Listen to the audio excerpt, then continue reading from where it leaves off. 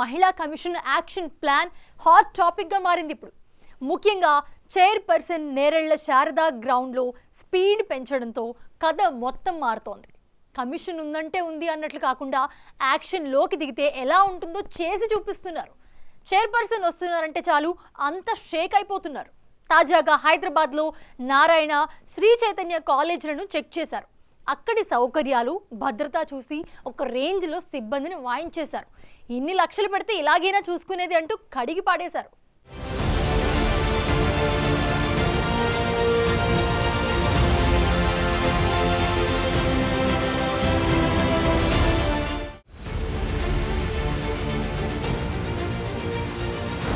Jet స్పీడ్లో నిర్ణయాలు, సుమోటోగా reactions,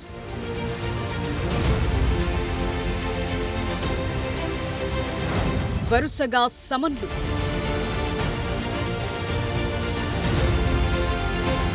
ఎప్పటికప్పుడు చర్యలు,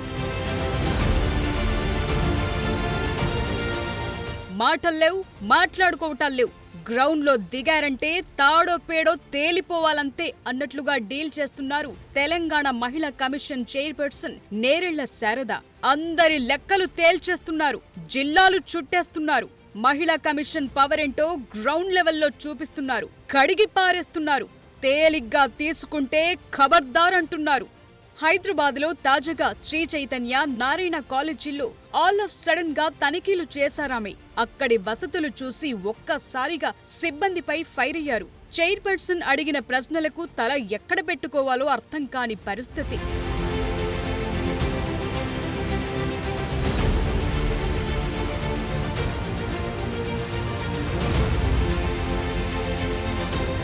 ఇటీవలి కాలంలో స్కూల్, కాలేజీ విద్యార్థినుల సమస్యలపై ఫోకస్ పెట్టారు నేరెళ్ల శారద. అందులో భాగంగా మాదాపూర్ శ్రీ చైతన్య కాలేజ్లో ఆకస్మిక తనిఖీలు చేశారు. సీన్ కట్ చేస్తే జరిగిందిది.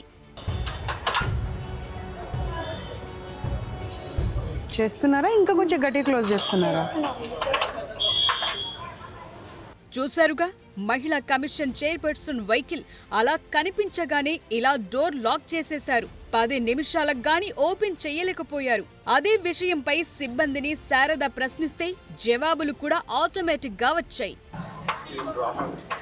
అదే రోజు ఓపెన్ చేసే లాకే ఓపెన్ కావట్లేదా?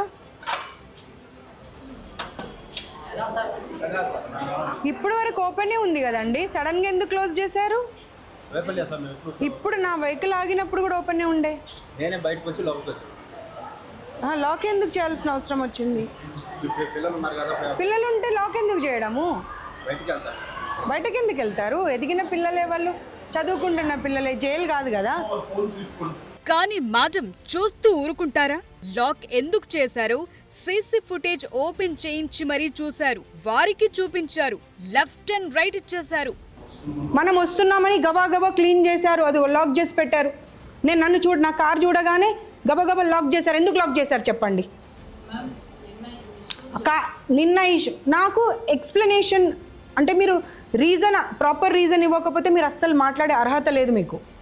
నేను కార్ ఎంటర్ అయినప్పుడు మీది గేట్ ఓపెనే ఉంది, ఎంట్రీ గేట్ ఓపెనే ఉంది. నా కార్ చూడగానే మా గన్మెన్ని, పోలీస్ని చూడగానే మీరు ఎందుకు క్లోజ్ చేసి లాక్ చేశారు? అదొక్కటే రీజన్ చెప్పండి నాకు. నేను మీరు అని అడగట్లే, ఇన్స్టిట్యూషన్ అని దాని అర్థం. ఎందుకు లాక్ చేశారు? 10 నిమిషాలు మమ్మల్ని నిలబెట్టి ఎందుకు ఇబ్బంది పెట్టారు? అంటే మీ ఇన్స్టిట్యూషన్లోకి రావాలి అంటే పర్మిషన్ తీసుకొని రావాలా? అదిగో మీరే ఉన్నారు అక్కడ ఎదురుగా, చూడండి.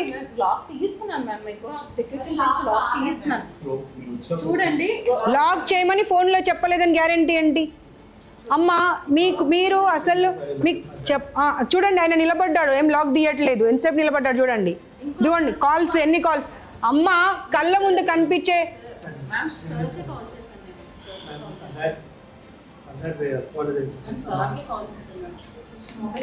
LADS the complaint. సీఎం గారితోనే మాట్లాడదాం, మీకు ఇది అయ్యేది లేదు. అదిగో నవ్వుకుంటూ ఎంజాయ్ చేస్తున్నారు అందరూ, వాళ్ళ ఫేసెస్ చూడండి, they are enjoying it.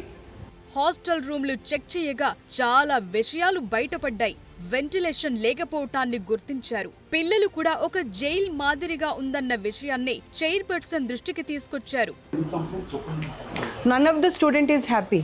They are saying it's like a prison.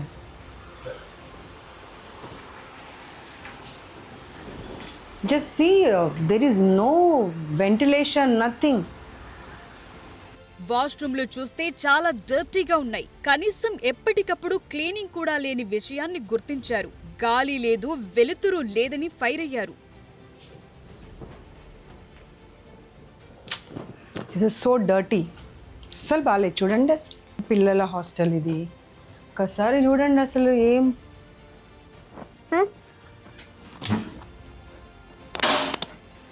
ఇలా బంధించి పెడితే పిల్లల్ని చదవమని ఎలా చదువుతారు వాళ్ళు? అసలు గాలి లేదు, వెలుతురు లేదు, ఏదీ లేదు. అన్ని రూమ్స్ పరిస్థితి అదే ఉంది. అన్ని రూమ్స్ పరిస్థితి అదే.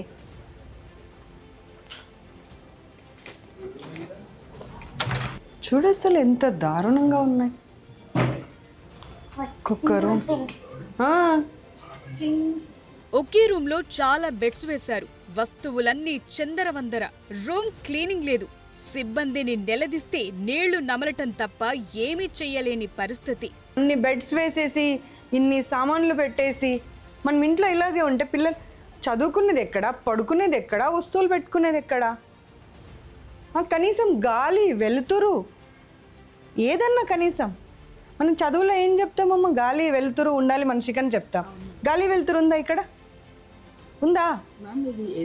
గాలి వెలుతురు ఉందా అనేది point. Close AC room, AC వేసుకున్నప్పుడు క్లోజ్ చేయడం అనేది డిఫరెంట్. ఏసీ రూమ్ ఉంది కదా అని గాలి వెలుతురు లేకుండా చేసుకోం కదా. వాష్రూముల్లో కనీసం ఎగ్జాస్ట్ ఫ్యాన్లు కూడా ఎందుకు లేవని నిలదీశారు. మరి మీరు ఏం మాట్లాడుతున్నారు అసలు? ఏసీ రూమ్ ఇంతసేపటి నుండి అదే చెప్తున్నారు. మన ఇంట్లో మనకు ఏసీ రూమ్ ఉందని మనం విండోస్ ఏది పెట్టుకోకుండా ఇల్లు కట్టుకుంటామా? కాదు కదా. మరి అది ఎందుకు సమాధానం చెప్తున్నారు మీరు? ఆ వాష్రూమ్ వెళ్ళి చూడండి, కనీసం ఎగ్జాస్ట్ ఫ్యాన్ లేదు అందులో. ఎగ్జాస్ట్ ఫ్యాన్ లేకుండా ఎవరన్నా బాత్రూమ్స్ కడతారండి? రూమ్లన్నీ చెక్ చేసొచ్చాక పిల్లలను ఇలాంటి హాస్టల్ రూముల్లో ఉంచి చదివిస్తారా అని ఒకే ఒక్క ప్రశ్న వేశారు. Will you keep your child like this? Just tell me, sir. Will you keep your child like this? Do you have a house like this? No, na? Without exhaust, are you using your toilet? No. Then why the students? No emergency exit. No emergency exit. The light is also small bulb which is also blinking. Rice లో సున్నం plus దోమలు, హాస్టల్లో బొద్దింకలు, ఎలుకలు ఇవన్నీ తనిఖీల్లో కనిపించాయంటున్నారు chairperson. Parents వస్తున్నారంటే కాస్త మంచి ఫుడ్ అంతే. మిగతా రోజుల్లో చాలా వరకు ఎవరో ఒకరు ఫుడ్ పాయిజన్ బారిన పడాల్సిందే. ఇవన్నీ ప్రశ్నిస్తే నో ఆన్సర్ అక్కడ. ఒక ప్రాబ్లం ఉంది అని అంటే we will try to rectify, మాకు తెలియకుండా జరిగింది అనొచ్చు. మీరు తెలిసి చేస్తున్నారు కదా ఇది. ప్రతి ప్రాబ్లం మీరు తెలిసి చేస్తున్నారు. మీకు తెలీదా? కన్స్ట్రక్షన్ చేసేటప్పుడు బిల్డింగ్ వెంటిలేషన్ లేదు, ఎగ్జాస్ట్ ఫ్యాన్ లేదు, పిల్లలు ఎలా ఉంటారు, ఒక రూమ్లో ఒక ర్యాక్ లేదు, లగేజ్ ఎక్కడ పెట్టుకుంటారు, మీకు అవన్నీ తెలీదా? తెలిసి చేసి మీరు అసలు దాంట్లో గీజర్స్ పెట్టారు కానీ గీజర్ పని చేయదంట. ఏసీ రాత్రి 11 గంటలకు ఆన్ చేస్తారంట, మధ్యరాత్రి ఆఫ్ చేస్తారంట. ఏంటివన్నీ అసలు? ఎలకలు, కాక్రోచెస్, జెర్రీలు, బ్యాట్స్ తిరుగుతున్నాయంట. ఫుడ్ అయితే ప్రతి ఒక్కరికి ప్రాబ్లమే ఉన్నది. ప్రతి ఒక్కరు ప్రాబ్లం అనే చెప్తున్నారు. సండే ఒకరోజు పేరెంట్స్ వస్తారని చెప్పి, లేదంటే ఏదైనా పండుగ ఉన్నప్పుడు పేరెంట్స్ వస్తున్నారన్నప్పుడు కొంచెం మంచి ఫుడ్ పెడుతున్నారంట. దాంట్లో సున్నం వాసన వస్తుందంట రైస్ తింటుంటే. రైస్లో దోమలు వస్తే మీరు అంటారంట ఏమవుతుందమ్మా తిను అని. ఇప్పుడు దోమలు తీసుకురండి కొన్ని, అన్నంలో కలిపి ఆ మ్యామ్కి పెడదాం, మీరు తినాలి ఇప్పుడు నా ముందు దోమలు అన్నం.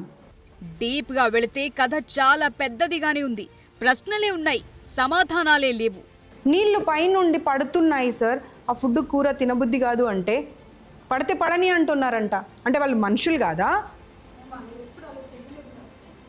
No you lost your job అంతే. అమ్మాయి చనిపోయిందని చెబితే తనిఖీలకు వెళ్లారు చైర్పర్సన్. పనిలో పనిగా పేరెంట్స్ కు సూచనలు చేశారు. అప్పో సొప్పో చేసి లక్షలు పోసి జాయిన్ చేసేశాం, ఇక అంతా వారి చూసుకుంటారంటే కుదరదని సౌకర్యాలపై ప్రశ్నించాలంటున్నారు. ఒక అమ్మాయి చనిపోయిందని నాకు ఇన్ఫర్మేషన్ వచ్చింది అవతల బిల్డింగ్లో, అందుకని వచ్చా నేను. వాళ్ళ పేరెంట్స్తో మీరు అండర్స్టాండింగ్ చేసేసుకొని బయటకు రాకుండా దాచేశారు. మీకు జిహెచ్ఎంసీ 2 lakhs ఫైన్ ఎందుకు వేసింది మరి? లక్షలకు లక్షలు ఫీజులు, స్తోమత లేకున్నా లైఫ్ బావుంటుందని జాయిన్ చేసే పేరెంట్స్ ఎందరో. కానీ పరిస్థితి చూస్తే ఇదిగో ఇలా. ఆస్తులు తాకట్టు పెట్టి తెచ్చి మీ దగ్గర వేస్తున్నారు వాళ్ళని. ఇప్పుడు మా ఊరు అమ్మాయి ఉంది, ఒక అమ్మాయి అక్కడ తెలుసా, అమ్మాయి చెప్తుంది మా పరిస్థితి అసలు మేము 3 లక్షలు కట్టే పరిస్థితి మాది లేదు, కానీ ఇక్కడ వేస్తే మా లైఫ్ బాగుంటుందని మా పేరెంట్స్ మమ్మల్ని ఇక్కడ వేశారు అని. పట్టుకొని ఏడ్చేశారు తెలుసా సార్ నన్ను పిల్లలు. ఊరికే చెప్తే నేను వినేదాన్ని కాదమ్మా, పట్టుకొని ఏడ్చేశారు పిల్లలు నన్ను. వాళ్ళకి ఎంత బాధ ఉంటే పట్టుకొని ఏడుస్తారు? నేను వాళ్ళకి పరిచయం కూడా లేదు కనీసం. ఫైనల్ గా సమస్యలుంటే విమెన్ కమిషన్ హెల్ప్ లైన్ నంబర్కు ఫోన్ చేయాలని పిల్లలకు ధైర్యం చెప్పారు Nerella Sharada. 181 any number, you have any problem. నేను వచ్చి వెళ్ళిన తర్వాత ఏమైనా ఇబ్బంది పెడుతున్నారు అనిపించినా సరే ఇబ్బంది పడకండి, just call to these numbers. Will come back and will take care of you.